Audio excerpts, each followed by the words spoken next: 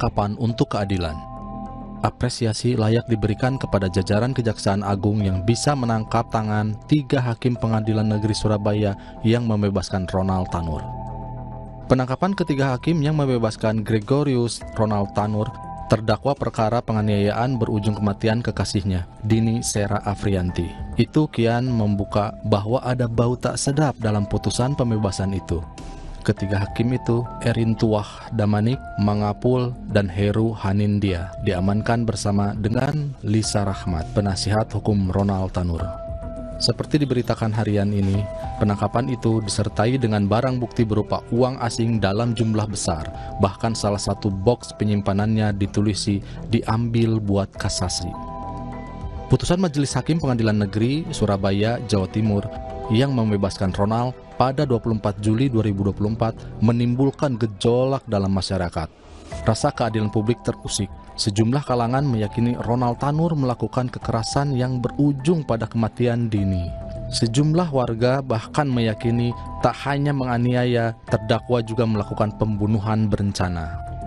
Vonis bebas bagi terdakwa itu pun dilawan jaksa penuntut umum yang mengajukan kasasi ke Mahkamah Agung.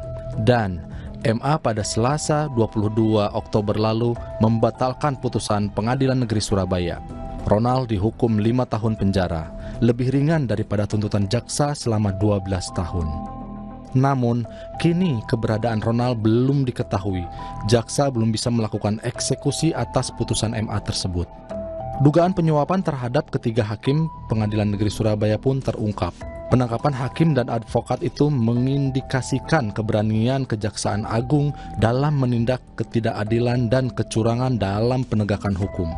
Langkah itu juga mengungkap praktik hukum yang mengkhianati keadilan dan menyalakan harapan bagi masyarakat untuk keadilan yang bersih dan transparan, khususnya bagi korban dan keluarga. Putusan MA terhadap Ronald Tanur menegaskan betapa janggalnya putusan bebas yang sebelumnya dijatuhkan Pengadilan Negeri Surabaya.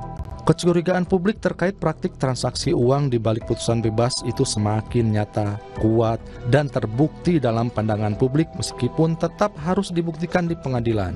Masyarakat harus mengawal penanganan perkara ketiga hakim dan pengacara tersebut. Jangan sampai hilang di tengah jalan. Keadilan akan lebih terasa jika kejaksaan juga segera memasukkan Ronald Tanur ke penjara, menjalani hukumannya seperti putusan MA.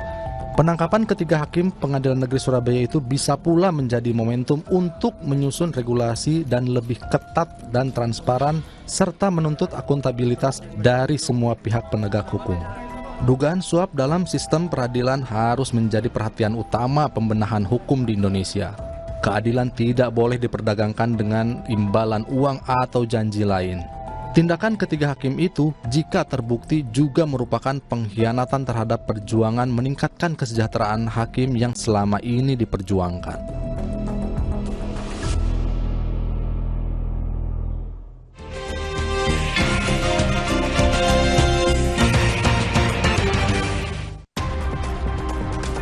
Saudara, saatnya kita lihat informasi di Harian Kompas edisi 26 Oktober 2024. Di halaman muka terdapat foto berita ini dari Berita Internasional. Ini merupakan kru dari SpaceX Dragon yang telah kembali ke bumi. Ada sekitar 4 orang yang telah kembali. Mereka berada di dalam pesawat ruang angkasa SpaceX untuk berada di Teluk Meksiko. Ya, mereka telah kembali dan berada di International Space Station selama 8 bulan.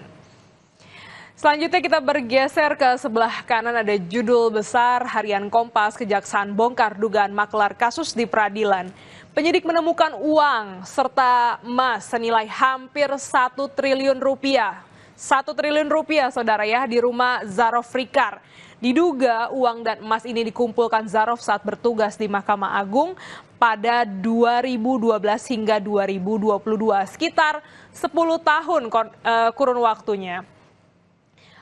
Kejaksaan Agung kini tengah membongkar dugaan maklar kasus di lembaga peradilan yang juga telah menangkap sejumlah pejabat di Mahkamah Agung. Salah satunya adalah Zarof Rikar di Bali pada Kamis malam. ini juga menjadi sorotan karena memang Zarov yang dulu pernah menjabat sebagai Kepala Badan Litbang Diklat Hukum Peradilan Mahkamah Agung juga ditangkap saat penyidik tengah mengusut dugaan suap 3 hakim di Pengadilan Negeri Surabaya yang memvonis bebas Ronald Tanur. Informasi ini juga dilengkapi dengan bagaimana kronologi kasus Ronald Tanur dari 4 Oktober 2023 hingga 24 Oktober 2024 kemarin, di mana ketiga hakim diberhentikan sementara dan terancam dihukum penjara seumur hidup. Kita lihat lagi sorotan lainnya yang juga menjadi perhatian, yaitu adalah Kabinet Merah Putih, Saudara. Dalam retret kemarin di Magelang, Prabowo meminta anggota kabinet setia kepada bangsa dan negara. Dalam arahannya, Prabowo Subianto sebagai presiden meminta kesetiaan dari semua anggota Kabinet Merah Putih, bukan kepada dirinya, melainkan kepada bangsa dan negara. Penyelenggaraan retret di Akademi Militer merupakan bagian dari upaya menyelaraskan kedisiplinan dan kesetiaan semua anggota kabinet. Masih ada 1 hari lagi, kita lihat sebenarnya bagaimana nanti agendanya pagi hari ini hingga nanti malam hari ini. Apakah juga akan sama seperti kemarin atau ada sesuatu yang berbeda pada agenda di Kabinet Merah Putih di Magelang. Selain itu, kita lihat lagi di bagian bawah, dugaan kriminalisasi guru, pulang ke rumah Guru Supriyani menanti keadilan. Setelah menjalani sidang perdana sepekan mendekam di penjara, Supriyani 36 tahun, seorang guru honorer di Konawe Selatan, Sulawesi Tenggara yang dituduh memukul anak polisi, akhirnya bisa kembali ke rumah. Harapannya satu, untuk mendapatkan keadilan. Tentu ini kita harapkan selain dukungan, bagaimana nanti putusan dari majelis hakim terkait dengan kasus ini yang juga menjadi sorotan, ini bisa benar-benar memberikan keadilan bagi seorang Supriyani. Informasi selengkapnya saudara dapat Anda baca di Harian Kompas atau mengakses di kompas.id.